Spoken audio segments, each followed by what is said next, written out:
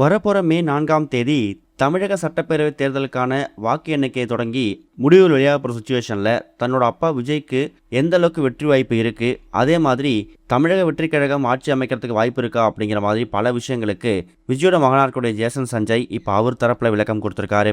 ஒரு பக்கம் விஜய் அரசியலில் பிஸியாக இருந்தாலும் இன்னொரு பக்கம் அவரை பற்றி எக்கச்சக்கமான கான்ட்ரவர்சிஸ் டெய்லியும் வந்துட்டு தான் இருக்குது. அதுலேயும் கடந்த 3 மாத காலமாக விஜயோட மனைவி சங்கீதா விவாகரத்து அறிவித்தது, த்ரிஷாவை ஒரு திருமண நிகழ்ச்சி கூப்பிட்டு வந்து பரபரப்பை ஏற்படுத்தினது, இதுக்கு மத்தியிலையும் எக்கச்சக்கமான தொகுதிகளுக்கு போயிட்டு அவர் மக்களை சந்தித்து ரோட் ஷோ பண்ணி கேம்பெயின் பண்ணிட்டு இருந்தார். இப்போ ஏப்ரல் 23ஆம் தேதி தேர்தலும் முடிஞ்சிருச்சு. வரப்போகிற மே 4ஆம் தேதி எலெக்ஷனுக்கான ரிசல்ட் அறிவிக்க போகிறாங்க. வாக்கு எண்ணிக்கை நடக்க போகுது.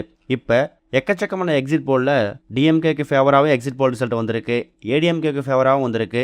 ஒரு சில மீடியாஸ் தாவேக்காவும் வெற்றி வாய்ப்பு இருக்குங்கிற மாதிரி தெரிவிச்சிருக்காங்க.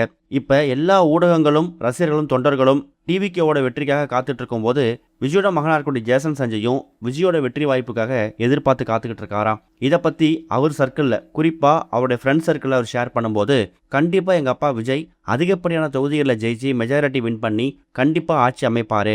அவர் ஆட்சி அமைக்கிறாரோ இல்லையோ எதிர்கட்சி தலைவராக வர்றதுக்கான எல்லா தகுதிகளும் கூட அவருக்கு இருக்குது. முதல் தேர்தலையே ஒரு 25-30% ஓட்டு ஒரு கட்சி வாங்குதுன்னா அது தமிழக அரசியலில் பெரிய புரட்சியை ஏற்படுத்தியிருக்கு அப்படின்னு தான் அர்த்தம். நான் இப்போ படங்களில் இயக்கி வந்துட்டு இருக்கேன், எனக்கு அரசியலில் பெருசாக ஈடுபாடு கிடையாது. அப்பா அரசியல் போனதுக்கு பிறகு தான் அரசியல் பற்றியான நியூஸை நான் தேடி தேடி படிக்க ஆரம்பித்தேன். ஃபேமிலிக்குள்ளே 1000 மிஸ் அண்டர்ஸ்டாண்டிங் கருத்து வேறுபாடுகள் இருந்தாலும் ஒரு தலைவராக ஒரு நடிகராக கண்டிப்பாக அப்பா அவங்க கட்சி தொண்டர்களுக்கும் ரசிகர்களுக்கும் ஏமாற்றத்தை கொடுக்க மாட்டார். எக்ஸிட் போல் ரிசல்ட் எல்லா வருஷமும் ஒரே மாதிரி வரல, ஒரு சில வருஷங்கள் ரிசல்ட் மாறி கூட வந்திருக்குன்னு நான் டேட்டா கலெக்ட் பண்ணி பார்த்தேன். அந்த வகையில் அப்பாவோட வெற்றி முகம் கண்டிப்பாக ஓப்பனாக தெரியுது.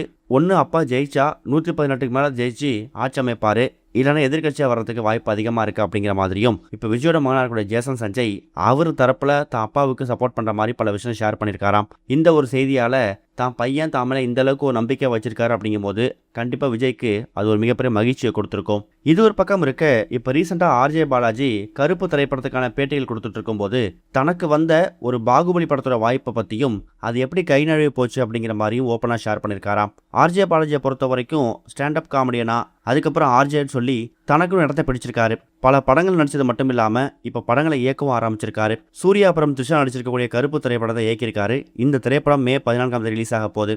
இதுக்கான பல பேட்டிகள் கொடுக்கும்போது பாகுபலி படத்தோட முதல் பாகத்துக்கு மதன் கார்கி தமிழில் ஒரு டயலாக் எழுதியிருந்தாராம். அவர் என்னை கூப்பிட்டு ராணாவோட மகன் ரோலுக்கு உங்கள் குரல் கொடுக்கணும்னு ராஜமௌழி கேட்டதாகவும் உடனே நானும் ஹாப்பி ஆகிட்டேன். ஆனால் 2 நாள் கழிச்சு ஃபோன் பண்ணி இல்லை வேணான்னு சொல்லிட்டாங்களாம். உங்கள் குரல் பல பேருக்கு ப்ராப்ளமாக இருக்குது, நீங்கள் தான் கண்டுபிடிச்சிருவாங்க அப்படிங்கிற மாதிரியும் ராஜமௌழி ஓப்பனாக தெரிவிச்சிட்டாராம். அது எனக்கு ஏமாற்றம் அப்படிங்கிற மாதிரியும் ஆர்ஜே பாலாஜி இப்போ தெரிவிச்சிருக்காரு. இது வரைக்கும் கனெக்டிங் டிவிக்கு சப்ஸ்கிரைப் பண்ணனா மறக்காமல் சப்ஸ்கிரைப் பண்ணிக்கங்க. உடனடி அப்டேட்ஸ் பெறுவதற்கு நோட்டிஃபிகேஷன் பெல்லையும் கிளிக் பண்ணிக்கங்க.